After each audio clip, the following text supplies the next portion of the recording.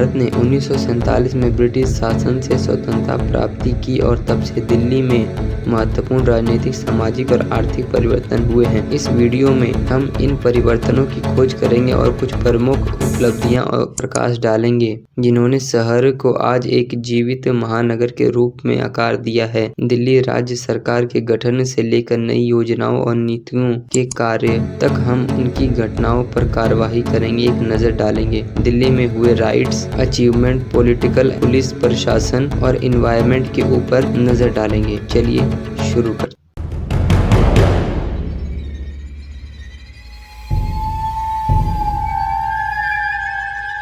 भारत में विभाजन के कारण दिल्ली में व्यापक हिंसा और अशांति फैल गई क्योंकि हिंदू और मुसलमान समुदाय एक दूसरे के खिलाफ हो गए। यह हिंसा कई महीनों तक जारी रही जिसमें जान माल का खतरा और काफी नुकसान हुआ। हम हुए कुछ दंगों पे नजर डालते हैं। 1965 में भारत और पाकिस्तान के बीच युद्ध के परिणाम स्वरूप दिल्ली में सांप्रदायिक हिंसा फैल गई क्योंकि हिंदू और मुसलमान समुदाय में तनाव बढ़ गया था। 1984 में सिख विरोध, भारतीय प्रधानमंत्री इंदिरा गांधी की हत्या के बाद में दिल्ली और देश के अन्य हिस्सों में सिख विरोध दंगे भड़क उठे। हिंसा के फलस्वरूप सैकड़ों सिखों की मौत हुई और कई विस्थापित हुए। 1992 में बाबरी मस्जिद विद्रोह, बाबरी मस्जिद के विध्वंस के कारण दिल्ली और अन्य राज्यों में हुए दंगों में सैकड़ों लोगों की मौत और संपत्ति का नुकसान हुआ। 1900 सिख राजनीतिक नेता की हत्या के बाद में दिल्ली में दंगे एक कतार में शुरू हो गए जिसके कारण कई लोगों की मौत और बहुत ज्यादा संपत्ति का नुकसान हुआ। शांति और समझ को बढ़ावा देने के प्रयास के बावजूद विभिन्न समुदायों के बीच में दंगे भड़कते रहे, पर दिल्ली ने इसे रोकने के भी बहुत प्रयास किए हैं। जैसे दिल्ली पुलिस और सीमा सुरक्षा बल के द्वारा लड़ाइयों को रोकने के लिए बहुत से उपाय किए गए हैं, जैसे कि बढ़ी हुई गश्त, बेहतर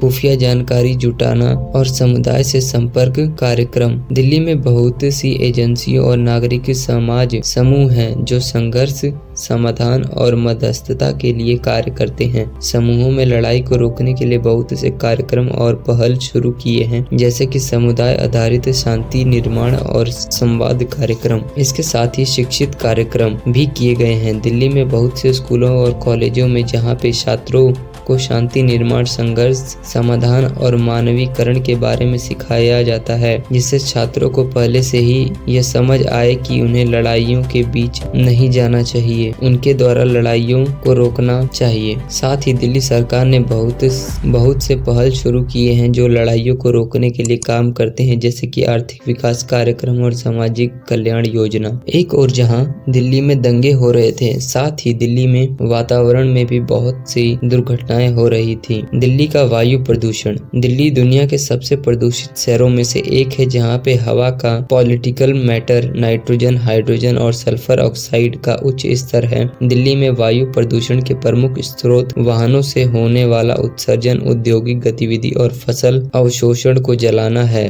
साथ ही दिल्ली में जल प्रदूषण की भी कोई कमी नहीं है। जमुना नदी जो कि दिल्ली से होकर बहती है, अपशिष्ट और कृषि उपजाऊ जैसे प्रदूषकों को अत्यधिक दूषित है। यह दूषित पानी की गुणवत्ता को प्रभावित करता है और उन लोगों के स्वास्थ्य के लिए खराबी पैदा करता है जो पीन, सिंचाई और अन्य उद्योगिक के लिए निर्भर करते हैं। ठोस अपशिष्ट प्रबंध। दिल्ली प्रतिदिन हजारों टन ठोस कचरा उत्पन्न करती है और शहर के अपर्याप्त प्रबंध बुनियादी ढांचे के कारण बड़े पैमाने पर कूड़ादान और कचरे के अवैध डंपिंग होती है। यह शहर की वायु और जल प्रदूषण की समस्या में योगदान देता है, साथ ही शहर के सदस्य को भी प्रभावित करता है।